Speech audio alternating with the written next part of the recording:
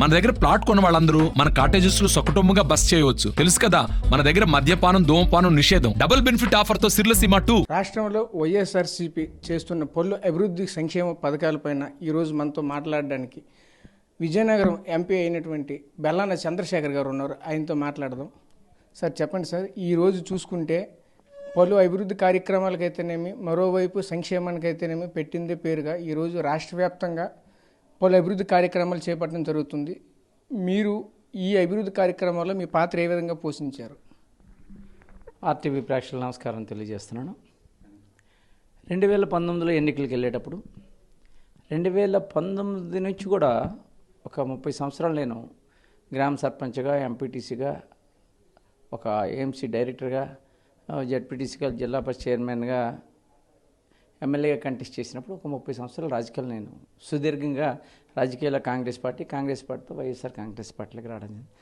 సుదీర్ఘంగా పరిపాలనలోని చాలామంది ముఖ్యమంత్రులు చూసి వచ్చి, అన్నారెడ్డి దగ్గర నుంచి, ఎన్టీ రామారావు దగ్గర నుంచి, రాజశేఖర గారు, చంద్రబాబు నాయుడు, కిరణ్ కుమార్, తర్వాత రాశి గారిని కూడా చూడడం జరిగింది.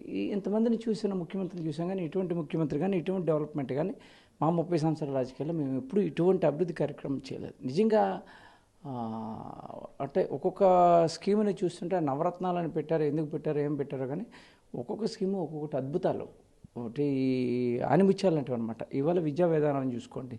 విద్యా విధానంలో దేశంలో ఎక్కడ లేని ఇవాళ కేరళ రాష్ట్రంతో పాటు మన విద్యా విధానం ఒక 5-10 సంవత్సరాల్లో వాళ్ళతో పాటు విద్యను అందుకోవడానికి మనం సమానంగా ఉన్నాం. ఇవాళ ఇంగ్లీష్ మీడియంలో పిల్లలందరూ కూడా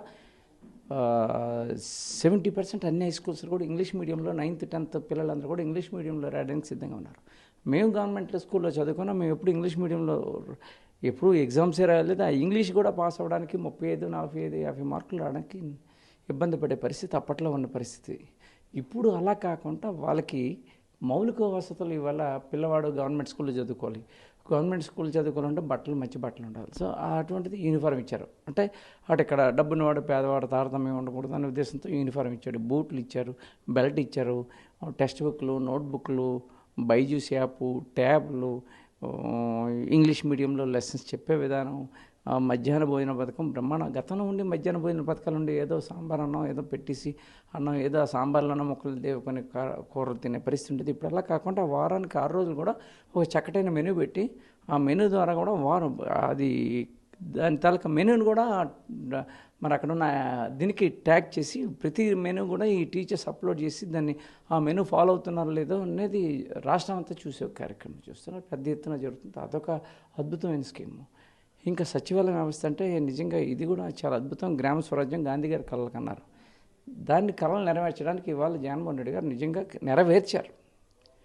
అటువంటి కార్యక్రమాలు పెద్ద ఎత్తున సచివాలయం, రైతు భరోసా, వెల్నెస్ సెంటరు, తర్వాత బల్క్ మిల్క్ సెంటరు, ఇలాగా గ్రామంలోనే అన్నీ కూడా అక్కడే విత్తనం దగ్గర నుంచి పండించే పంట వరకు కూడా ఎరువులు కానీ మందులు కానీ ఇవన్నీ కూడా అక్కడే మన గ్రామాల్లో దొరికే విధంగా లేదు. గ్రామాల్లోనే జన్మమరణ సర్టిఫికేట్ కానీ, రేషన్ కార్డు కానీ, పెన్షన్ కానీ ఏమైనా కావాలనుకుంటే ఏదైతే వాళ్ళకి క్యాస్ట్ ఇన్కమ్ సర్టిఫికేట్ కావాలనుకున్న వాళ్ళకి అక్కడే వాళ్ళ గ్రామాల్లోనే దొరికే విధంగా ఇవి గతంలో మేము చదువుకున్నప్పుడు ఆ క్యాస్ట్ సర్టిఫికేట్ సెక్రటరీ దగ్గర, వీఆర్ఓ దగ్గరకు తిరిగే వాళ్ళం.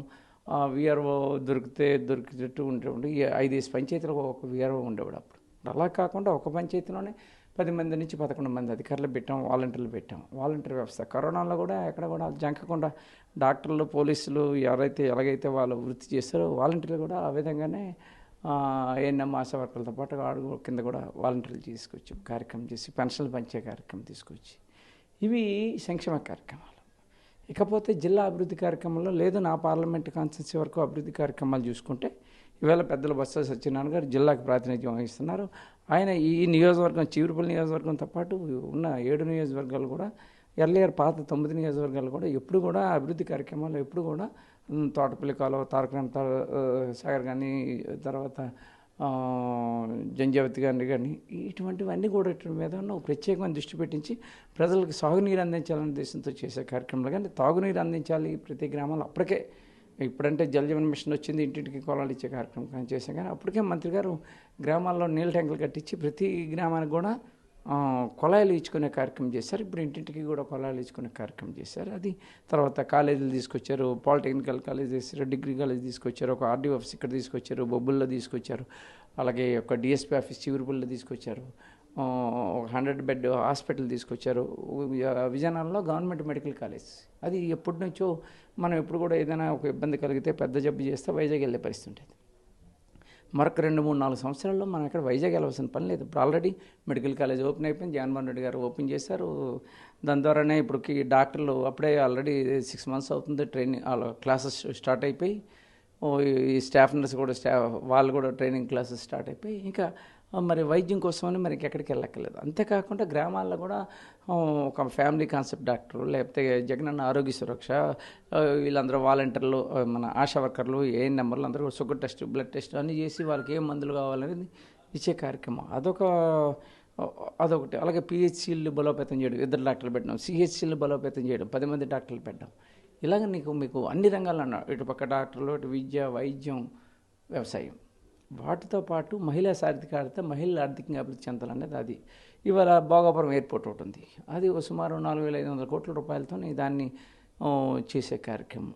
లేదు ఫిషింగ్ ఫ్లోటెడ్ జెట్టి ఒకటి తీసుకొచ్చి ఇక్కడ తీసుకొచ్చామండి. అలాగే నా కాన్సెన్స్ హెచ్చరిలో కూడాను ఫ్లోటింగ్, అది హార్బర్, ఫిషింగ్ హార్బర్ ఒక 35 కోట్ల రూపాయలతో అక్కడ 350 కోట్ల రూపాయలతో అక్కడ ఫిషింగ్ హార్బర్ ఒకటి బుడగట్లపాలెంలో కట్టించే కార్యక్రమం. కానీ ఇవన్నీ అభివృద్ధి కార్యక్రమాలు. ఓ పక్క జేఎన్టీ, ఓ పక్క గిరిజన యూనివర్సిటీ, ఓ పక్క శ్రీకాకుళం వెళ్తే ఉద్దానం సంబంధించి ఏదైతే వాళ్ళకి కిడ్నీ వ్యాధులకు సంబంధించిన వాళ్ళకు ఉంటాం, వాటి కోసం సంబంధించి హాస్పిటల్స్, తాగునీరు సంబంధించింది 100 కోట్లు ఖర్చు పెట్టి అక్కడ కార్యక్రమం చేసే కార్యక్రమం.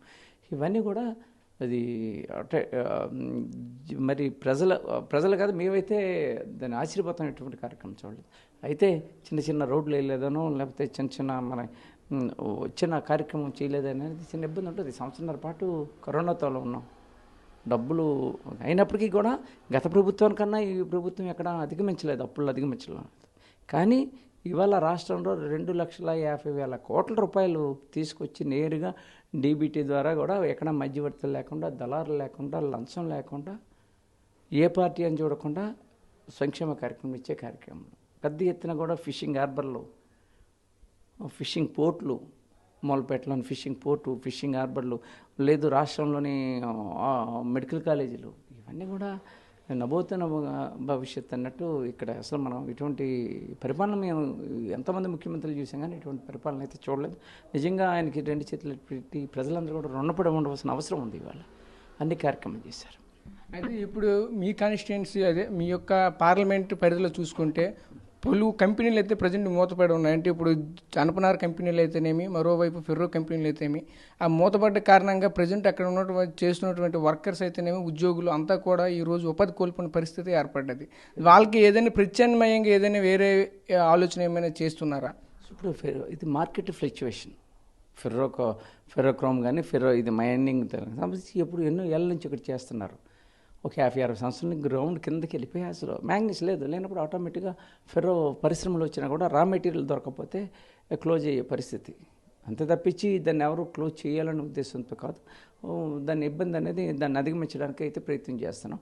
వాళ్ళు అడుగుతుంది కరెంటు రాయితీ అడుగుతున్నారు. కరెంటు రాయితీ ఇప్పుడున్న పరిస్థితుల్లో ఇప్పటికే ప్రజలకి మనం కరెంట్ ఇవ్వాల్సిన పరిస్థితి ఉంది. రైతులకు సంబంధించి 9 గంటలు కరెంట్ ఇవ్వాల్సిన అవసరం ఉంది. ఇప్పటికీ కొన్ని స్మాల్ స్కేల్ ఇండస్ట్రీస్ అన్నీ కూడా పెట్టుబడులు జరుగుతున్నాయి. క్యారిడర్ ఒకటి తయారవబోతుంది. ఇవన్నీ కూడా తయారవబోతున్నాయి కదా. ఆల్టర్నేట్గా ఇప్పుడు ఎయిర్పోర్ట్ వస్తాయి, ఇంటర్నేషనల్ ఎయిర్పోర్టు, దాంట్లోనే క్రూస్ కూడా ఉంటాయి, దానికి సంబంధించిన కార్గో కూడా ఉంటుంది.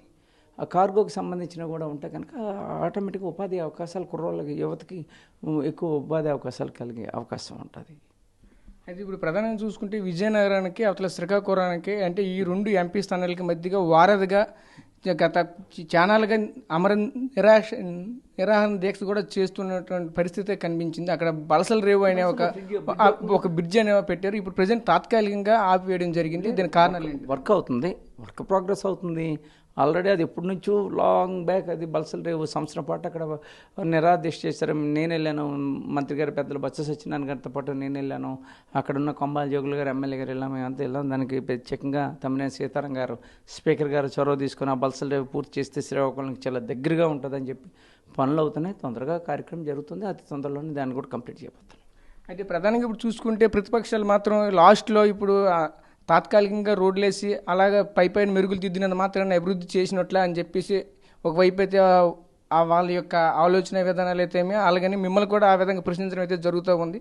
దానిపైన మీరు ఏ విధంగా స్పందిస్తారు? వాళ్ళ ఆలోచన విధానం తెలుగుదేశం ఆలోచన విధానం అంతే. తోటపల్లి కాలువ 2004లో 2003లో ఎన్నికలకి చంద్రబాబు నాయుడు వచ్చి 2 కొబ్బరికాయలు కొట్టి ఒక సిమెంట్ బస్తా కూడా వేయని పరిస్థితుంది చేసి వెళ్ళిపోతే, దాన్ని రాజశేఖర రెడ్డి గారు వచ్చిన తర్వాత సుమారు 470 కోట్ల రూపాయలు ఖర్చు పెట్టి తోటపల్లి మెయిన్ కాలువ వచ్చేసింది మేము. లేదు ఇక్కడ బ్రిడ్జి కానీ, ఇది రైల్వే గరుడ రైల్వే బ్రిడ్జి కానీ, విజయనగరం రైల్వే బ్రిడ్జి కానీ, ఇక్కడ పార్థపురంలో కానీ, అక్కడ మానాపురంలో కానీ బ్రిడ్జీలు అప్పుడు ఝాన్సీ లక్ష్మి గారు ఉండేటప్పుడు బ్రిడ్జీలు కొబ్బరికాయ కొట్టాలు వదిలిస్తే దాన్ని బ్రిడ్జీలు కంప్లీట్ చేసే కార్యక్రమం కానీ ఇవన్నీ కూడా గవర్నమెంట్ మెడికల్ కాలేజ్ తీసుకొస్తా ఉన్నారు. అప్పుడు అశోక్ గజపతి గారు స్థలం ఇస్తామని చెప్పి నేను గవర్నమెంట్ మెడికల్ కాలేజ్ తీసుకొస్తామని కొబ్బరికాయ కొట్టి చంద్రబాబు నాయుడు కొడితే ఈ 5 సంవత్సరాలు ఏ రోజు కూడా దాని గురించి పన్నెత్తి మాట్లాడిన పరిస్థితి, చేయని పరిస్థితి. అంటే మేము కంప్లీట్ చేసి ప్రజలకు అందుబాటులో తీసుకొచ్చే కార్యక్రమం. భోగాపురం ఎయిర్పోర్ట్ ఆయన విమానాశ్రయ మంత్రిగా ఉన్నారు. ఆయన విమానాశ్రయ మంత్రి వాళ్ళు ఏవియేషన్ వల్లే టెండర్ ఇస్తే టెండర్ కరెక్ట్గా ఖరారు చేసుకోలేకపోయి, ఎయిర్పోర్ట్ అథారిటీ వాళ్ళకి టెండర్ వేసిన దాన్ని ఖరారు చేసుకోలేకపోవడం వల్ల నష్టం చేయలేదు. తిరిగి మళ్ళీ మనం దాన్ని అందరికీ జిఎంఆర్కి టెండర్ ఆయన తీసుకొని ఆయన ఎప్పుడెప్పటికీ 30% పనులు పూర్తి అయిపోతున్నాయి. ఇంకా 70% పనులు వితిన్ సంవత్సరంలోనే అది కూడా పూర్తి చేయగలుగుతున్నాయి. అవన్నీ వాళ్ళ అసంతృప్తిగా విడిచిపెట్టింది వాళ్ళకి అది అలవాటు. కొబ్బరికాయ కొట్టడం, శంకుస్థాపన చేయడం, వెళ్ళిపోవడం అనేది వాళ్ళకి మాకు పని కొబ్బరికాయ కొట్టామంటే పని అయ్యిందా లేదా అనేది చూసే కార్యక్రమం ఇది ఇవాళ ప్రభుత్వం. ముఖ్యంగా నా జిల్లా వరకు సంబంధించిన వాళ్ళు ఎవరో ప్రశ్నిస్తారు, రమ్మని చెప్పండి అడుగుతున్నాం. ఎందుకు విమానాశ్రయం నీ దాంట్లో పూర్తి చేయలేకపోయాం, ఎందుకు గవర్నమెంట్ మీరు పూర్తి చేయలేపారు? ఆవేళ పవన్ కళ్యాణ్ వచ్చి ఉద్దానం వల్ల ఉద్ధరించేస్తాను, చంద్రబాబు నాయుడు అది చేశాడు ఇది చేశాడు ఏది చేయలేదని పవన్ కళ్యాణ్ ఉద్దానం మీద ఊగిపోయిన పవన్ కళ్యాణ్ నేను ప్రశ్నిస్తానని పవన్ కళ్యాణ్ నేను జతకట్టి చంద్రబాబు నాయుడు వెళ్తున్నాను. ఏమైనా చంద్రబాబు నాయుడు ఉద్దానం ఆ కిడ్నీ వ్యాధిగ్రస్తుల గురించి ఏ రోజైనా ఒక మాట కానీ ఒక సాయం కానీ ఏమైనా చేశారా అని అడుగుతున్నాను. ఇవాళ కిడ్నీ వ్యాధికి సంబంధించి హాస్పిటల్ కట్టించాము, వాళ్ళకి డయాలసిస్ చేయిస్తున్నాం, దానికి 10,000 రూపాయలు పెన్షన్ ఇస్తున్నాం. వాటికి సంబంధించి అక్కడున్న వాటర్ అంతా కూడా కంటెంప్ట్ అయిపోయింది. సుమారు 16 మండలాలకు సంబంధించిన వాటర్ అది తాగడం వల్ల కిడ్నీ వ్యాధులు వస్తున్నాయని చెప్తే ఇంకో దగ్గర నుంచి పంపింగ్ చేసి దీన్ని తాగునీరు తీసుకొచ్చి వాటికి సంబంధించింది తీసుకొచ్చి నీరు ఇస్తున్నాం. ఇది అభివృద్ధి కాదని అడుగుతున్నాను. ఎవరు వాళ్ళ టైంలో ఎందుకు చేయలేపారు? 5 సంవత్సరాలు వాళ్ళు ప్రశ్నించే అర్హత ఉందా వాళ్ళకి అడుగుతా ఉన్నాను. అయితే ఇంక ప్రధానంగా మీరు ఎంపీ బాధ్యత చేపట్టిన నుంచి ఈ రోజు వరకు కూడా మీరు అంటే మీకు ఉన్నటువంటి సోర్సెస్ ద్వారా ఏ పలు అభివృద్ధి కార్యక్రమాలు చేపట్టారు? ఇవాళ ఒక 9 అండర్ పాసెస్లు బాతు దగ్గర కానీ అలాగా మా 9 ఇప్పుడు విజయనగరంలో కానీ లేదు ఒక కాపుసంబాలో కానీ అలాగే 9 అండర్ పాస్ ఇక్కడ కెల్ల వెళ్తున్న దగ్గర కానీ అండర్ పాసేజీలు 9 అండర్ పాసేజీలు కట్టాం. ఒక ఫ్లైఓవర్ తీసుకొచ్చాం. తర్వాత ఇప్పుడు మరి వందే భారత్ దీంట్లోని ఇక్కడ ఆధునీకరణకు తీసుకొస్తాను. ఒక ఆర్ఓబి విజయనగరం తీసుకొచ్చే కార్యక్రమం చేస్తాను. ట్రైన్లకు వారణాసికి వెళ్ళే ట్రైన్లు ఒకటి హాల్ట్ తీసుకొచ్చి కార్యక్రమం చేసాం. ఇది పార్లమెంట్లో ఓన్లీ రైల్వే సెంటర్లకు సంబంధించినవి. దాంతోపాటు నేను నా పార్లమెంట్లో నిధుల నుంచి ఒక 4 కోట్ల రూపాయలతో సోలార్ లైట్లు ప్రతి ఇంటికి ఇప్పుడు వెళ్ళి మీరు ఏ పంచాయతీకి వెళ్ళినా కూడా వెలుగుతుంటాయి. సాయంత్రం 6 గంటలకు వెలుగుద్ది, ఉదయం 6 గంటలకు ఆరిపోద్ది ఆటోమేటిక్గా సోలార్ లైట్లు. అవి ఇప్పటికి కూడా పనిచేస్తున్నాయి, మీరు ఎక్కడికి వెళ్ళినా చూసుకోవచ్చు. అన్ని పంచాయతీలో ప్రతి గ్రామంలో కూడా ఎంపీ అనేవాడు డబ్బులు ఇచ్చాడు అనేది చెప్పడానికి ఉంది. గతంలో ఎంపీలు ఎక్కడ డబ్బులు ఇచ్చిన పరిస్థితి లేదు, ఖర్చు పెట్టిన పరిస్థితి లేదు. అంతేకాకుండా వికలాంగులకు సంబంధించి బ్యాటరీ చైర్లు, ఎలక్ట్రికల్ వీల్ చైర్లు, తర్వాత హ్యాండ్ వీల్ చైర్లు, తర్వాత ఎయిర్ మిషన్స్, లెగ్స్ కలిపి 4 కోట్ల రూపాయలతో తీసుకొచ్చి విజయనగరంలో సెంట్రల్ మినిస్టర్ నారాయణ స్వామి నాయుడు తీసుకొచ్చి విజయనగరంలో చేసే కార్యక్రమం అది కూడా మీరు కూడా చూసి ఉంటారు. ఆ కార్యక్రమాలు చేసుకున్నా. అంతేకాకుండా నా నిధులు అన్ని నియోజకవర్గాలు కూడా పంపిణీ చేసే కార్యక్రమం. ఏదైనా ఒకటి మన జిల్లాకు సంబంధించిన కార్యక్రమాలు పాకిస్తాన్ బందీలుగా ఉండేటప్పుడు 22 మంది బందీల్లో 21 మంది మనవారు హెచ్ఎల్ కాన్స్టిట్యున్సీకి సంబంధించిన వాళ్ళు ఉంటే దాంట్లో నేను వెళ్ళి అప్పుడున్న ఫిషరీస్ మినిస్టర్ మోపిదేవి వెంకటరమణ గారు మేము ఎక్స్టర్నల్ మినిస్టర్ దగ్గరికి వెళ్ళి దాన్ని ప్రయత్నం చేసి తీసుకొచ్చే కార్యక్రమంలో నేను భాగస్వామి అయ్యాను. లేదు వేరే వాళ్ళు గుజరాత్లోని 5,000 మంది సుమారు హెచ్ఎల్ విజయనగరం సంబంధించిన వాళ్ళు కరోనా సమయంలో ఉండిపోతే బస్సులేసి ముఖ్యమంత్రి గారు మాట్లాడి వాళ్ళందరూ కూడా బస్సులేసి చెప్పించిన దాంట్లో ఎమ్మెల్యే గారితో పాటు మేమందరం ఉన్నాం. వాళ్ళని తీసుకొచ్చి క్వారంటైన్ ఏర్పాటు చేసి వాళ్ళందరికీ కూడా మెడికల్ ట్రీట్మెంట్ ఇప్పించి వాళ్ళందరినీ సేవ్ చేసే కార్యక్రమంలో ఇవన్నిట్లో కూడా నేను భాగస్వామి ఉన్నాను. ఇవాళ ఇప్పుడు ఫిషింగ్ హార్బర్లు కానీ జట్టీలు కానీ వచ్చినా అది పార్లమెంట్లో నుంచి ఇవాళ గవర్నమెంట్ మెడికల్ కాలేజ్ నుంచి నాబార్డ్ నుంచి వచ్చిన దాంట్లో ఆ నిధులు ఉన్నట్లు ఎయిర్పోర్ట్కి సంబంధించిన ఉన్నా కూడా దాంట్లో వచ్చిన నిధులు కూడా నాబార్డ్ ఇలాగ అన్నిట్లో కూడా నేను భాగస్వామి ఉన్నాను. నేను ఎంపీగా నిజంగా నేను ఎంతో ముఖ్యమంత్రి జగన్మోహన్ రెడ్డి గారు పెద్దల బొత్స సత్యనారాయణ గారితో పాటు కలిసి పనిచేసేందుకు అదృష్టంగా భావిస్తున్నాను. నిజంగా నేను సంవత్సరాల పాటు కరోనా వచ్చింది, మీకు తెలుసు. ఎంపీలుగా మేము ఎక్కడికి వెళ్ళలేకపోయిన పరిస్థితి, సంవత్సరాల పాటు మా నిధులు కూడా ఏమైనా పరిస్థితి మీకు తెలుసు. అయినప్పటికీ కూడా అభివృద్ధి కార్యక్రమాలు ఎక్కడెక్కడ ఏవి ఆకుండా కార్యక్రమం చేశాం. ఇవాళ పార్లమెంట్ అంతా కూడా నేను ఒక పర్సనల్ వ్యక్తిగా నాకు చంద్రశేఖర్ కన్నా పెద్దబాబుగా వ్యక్తిగా నేను అందరికీ తెలుసు అని చెప్పి తెలియజేస్తాను. అయితే ఇంకోటి ఇప్పుడు ప్రధానంగా చూసుకుంటే ఈ 2024 ఎన్నికల నేపథ్యంలో ఎంపీ స్థానం మధ్య శ్రీనివాసరావు కేటాయిస్తున్నట్లు వచ్చినటువంటి ఇంతకు మునుపు వచ్చిన ఆరోపణలు మీరు ఏ విధంగా ఖండిస్తున్నారు? అది జగన్మోహన్ రెడ్డి గారు నిర్ణయం అండి. అది ఎవరికి ఏ టికెట్లు ఇవ్వాలి, ఎవరికి ఏం చేయాలనేది జగన్మోహన్ రెడ్డి నిర్ణయం తీసుకుంటారు. ఆ నిర్ణయాలకు మేము కట్టుబడి ఉంటాం. అంటే ఇప్పుడు ప్రధానంగా చూసుకుంటే మన కూడా బొత్స సత్యనారాయణ గారు ఆల్రెడీ మాతో పాటు ఇక్కడ ఎమ్మెల్యేగా నేనుంటాను, నాతో పాటు ఎంపీగా పెద్దబాబు గారు ఉంటారు, ఆశీర్వదించండి అని చెప్పేసి ఒక సభలో అనడం జరిగింది. అది ఆయన రాష్ట్ర క్యాబినెట్లో ఉంటారు. జగన్మోహన్ రెడ్డి గారికి అత్యున్నత సన్నిధిలో వాళ్ళు ఉంటారు. ఒకవేళ ఏమైనా ఆయనకి చెప్పు ఉండొచ్చు, తెలిసి ఉండొచ్చు, కానీ ప్రకటించాక కదా మనం ఏదైనా మనకు తెలుస్తుంది కనుక ఆయనకు అయ్యి ఉండొచ్చు, అభిమానంతో ఆయన అలాగని చెప్పు ఉండొచ్చు. సార్ మరి ఇక్కడ అంటే ఇప్పుడు పార్లమెంటు మొత్తాన్ని చూసుకుంటే మీరు చంద్రశేఖర్ గారిని అందరికీ తెలుసు, కానీ పెద్దబాబు అనే పదం అనేది ఇక్కడ లోకల్గా చూసుకుంటే ఏ విధంగా సంపాదించుకున్నారు? అది నేను 30 సంవత్సరాలు సర్పంచ్, మా ఫాదర్ ఒక 15 సంవత్సరాలు, నా వైఫ్ ఒక 15 సంవత్సరాలు సర్పంచ్ చేస్తున్నారు కనుక అప్పుడు మా తండ్రి గారు పెద్దబాబు అని పిలిచేవారు. అందుకు అది ఈ మండలం కానీ ఇక్కడ కానీ నా కాలేజీలో కూడా చంద్రశేఖర్ అని పిలిచే పరిస్థితులు పెద్దబాబు అని పిలిచేవారు. ఇప్పుడు తక్కిన కాన్స్టిట్యున్సీకి వెళ్ళినప్పుడు నా పేరే చెప్పాలి కానీ ఈ పేరు చెప్పడం కన్నా అందుకు అది చంద్రశేఖర్గా అక్కడికి వెళ్ళవలసి వచ్చింది. రైట్. Thank you sir. ఇది పరిస్థితి. ఈ ప్రభుత్వంలో మాత్రమే అత్యంత అభివృద్ధి జరిగింది. గత 30 సంవత్సరాలుగా ఏ ఒక్క ముఖ్యమంత్రి కూడా జగన్మోహన్ రెడ్డి చేసినంత అభివృద్ధి చేయలేదు అనేది మాత్రం విజయనగరం ఎంపీ బెల్లాన చంద్రశేఖర్ గారు ఎక్స్క్లూజివ్గా ఆర్టీవీతో చెప్పడం జరిగింది. కెమెరా పర్సన్ నాయుడుతో రాజేష్, విజయనగరం నుంచి. మరిన్ని వీడియోస్ కోసం ఛానల్ ని సబ్స్క్రైబ్ చేయండి. లేటెస్ట్ అప్డేట్స్ కోసం వాట్సాప్ ఛానల్ ని ఫాలో చేయండి. అండ్ లింక్ డిస్క్రిప్షన్ లో ఉంది.